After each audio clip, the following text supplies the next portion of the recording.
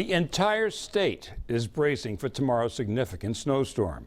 22 News State House reporter Tiffany Chan is live in Boston to explain what the state is doing to make sure your morning commute goes as smoothly as possible.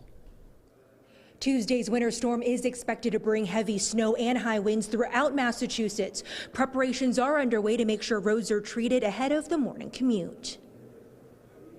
Massachusetts is bracing for what could be the biggest snowstorm of the season. Governor Charlie Baker warns this won't be your typical winter event. The storm is going to start, and when it starts, it's going to snow hard and it's going to snow quickly, and it's going to create very treacherous circumstances and conditions in many parts of Massachusetts. The central and western part of the state are expected to be hit hardest. Parts of western Massachusetts could receive more than 1 foot of snow. The morning and evening commutes will be significantly impacted by snow-covered roads and high winds, which can lead to whiteout conditions. Governor Baker is urging drivers to stay off the roads, but if you must drive, don't crowd the plows. The State Department of Transportation will have 4,000 pieces of equipment out treating and clearing state roads. We'll begin to pre-treat the roads. We started on Friday before Friday's storm. There's still a nice base out there from that, but we're going to begin treating that again all day today, getting ready for tomorrow. Heavy winds could lead to power outages. State officials said if you see a down wire, stay far away from it and call utilities.